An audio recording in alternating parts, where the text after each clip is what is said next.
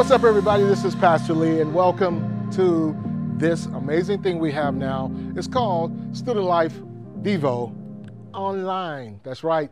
We've been doing this ever since we've kind of been shut down from going out in the public, but we're going to bring it to you every time we possibly can. And today, I want to talk to you about a problem. And I know what you probably think I'm going to talk about. Not the problem that we've all been facing with the coronavirus, but I want to talk to you about a problem we've been facing in our culture, in our world for a long time, especially amongst young people. It's the problem of perfection. We all heard this saying where they said that practice makes perfect, right? No, it doesn't. I don't care how much you practice, you're never going to be perfect. And we live in this culture that thinks that we have to be perfect.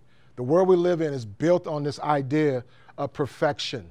And we need to be the best. We need to produce the best. Anything less than that, then it's unacceptable. Well, I want to challenge you today to not live your life striving for what the world has labeled as perfection.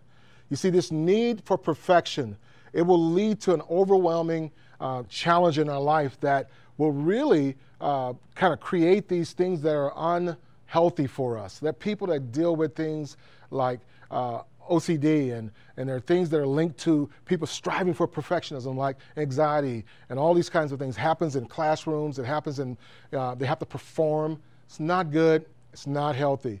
You know, actually, there are statistics that say that people who strive for perfection, there's a high rate in the lives of people wanting to attempt suicide because they just can't get there.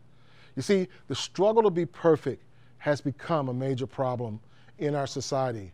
And it's time to change that. And you know where it starts? It starts with you, especially in your life as a young person. I don't want you to be motivated by the demands and desires of this world to try to reach this stage of perfection. What is the definition of perfection? We all have different meanings of it.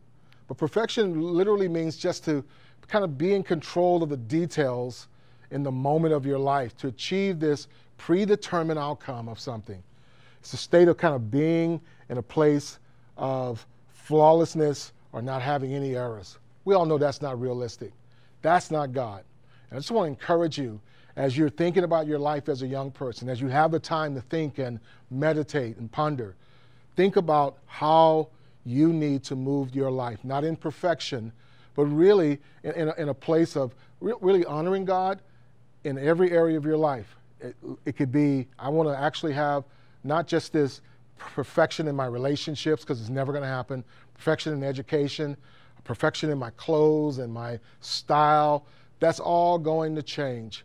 But what you want to have is not perfection. God does desire for us to have a spirit of excellence, but not to really walk around trying to be perfect, not trying to please man, not trying to please someone else, trying to fit into this mold, this cookie cutter mold that the world has set up for us.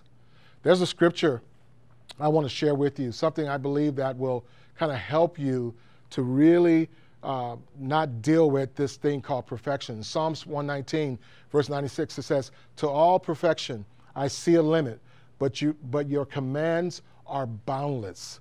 To all, there's this perfection that people are looking for.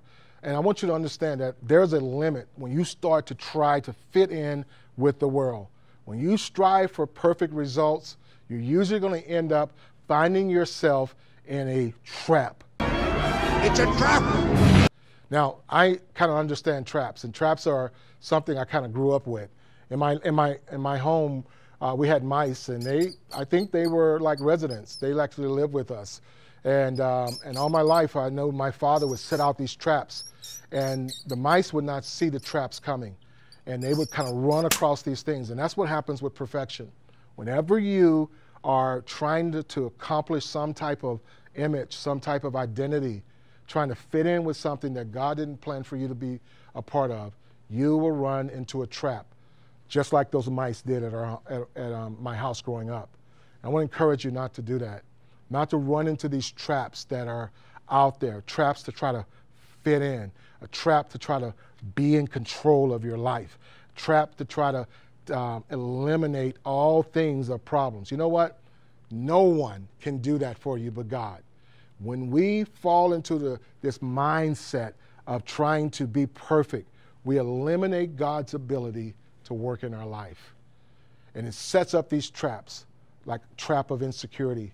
It's a trap that is rooted, and its belief is that I have to bring to the table everything that's good enough to fit in. That's a trap. You're eliminating God when you try to chase after that. Don't allow yourself to fall in this kind of trap. Let me encourage you to fall into a place where you're loving God and allow God's grace to fall in your life. Ephesians says this, and I love this in Ephesians chapter 2. It says, "For it's by grace we've been saved, through our faith, and not from something of ourselves. It is a gift of God, not by works, so that no one can boast." You know what it's saying? That we don't take any credit. It's by grace. It's not something we do on our own. We don't achieve perfection on our own. God is the one. Let the perfect love of God live in your life. Let the perfect love of God cover your life. Trust Him, young people, with your life. Don't try to be this perfect person. Be who God has called you to be. Don't let this problem be your problem anymore.